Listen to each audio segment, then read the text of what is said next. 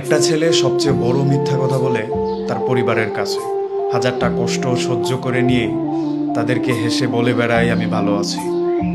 একটা ছেলে দেশ ছাড়ে প্রবাসে যায়, প্রিয় মানুষ পরিবার ফোন দিলে অনায়াসে হেসে খেলে বলে দেয় সে ভালো আছে।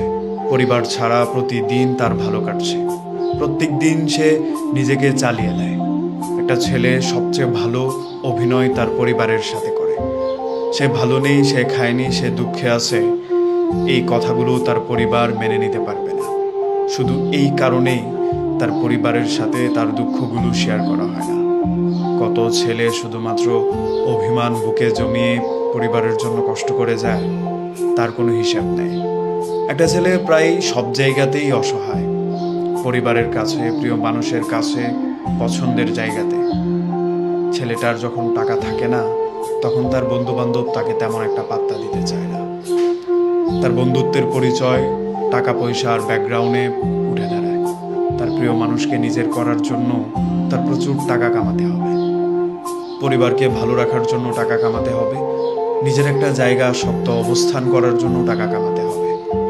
ছেলেরা মূলত 18 বছর বাঁচে, তারপর সে বাঁচে পরিবারের জন্য, হাসে পরিবারের জন্য, পরিশ্রম করে তার প্রিয় মানুষ আর পরিবারদের জন্য। এরপরে আর ছেলেদের শখ থাকে না। একটা ছেলে যখন টাকা ইনকাম করা শুরু করে, যতটা না তার পছন্দের বাইক, পছন্দের গাড়ি কেনার আগ্রহ থাকে, তার চেয়ে বেশি আগ্রহ থাকে তার বাবা মাকে হজ করার, তার ছোট ভাইকে ফোন কিনে দেওয়ার, তার প্রিয় মানুষকে একটা কিছু করে দেওয়ার, নিজের পরিবারের জন্য একটা ভালো জায়গা বানানো। ছেলেরা এই শখগুলো নিয়েই বড় হয়, এই শখগুলো নিয়েই প্রবাসে পড়ে থাকে, এই শখগুলো নিয়েই জীবনটাকে পাড়ি দেয়। এগুলো নিয়েই একটা ছেলের বেঁচে থাকতে হয়।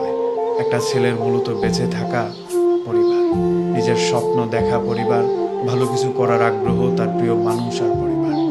ছেলেরা সত্যিই মূলত 18 বছর বাঁচে।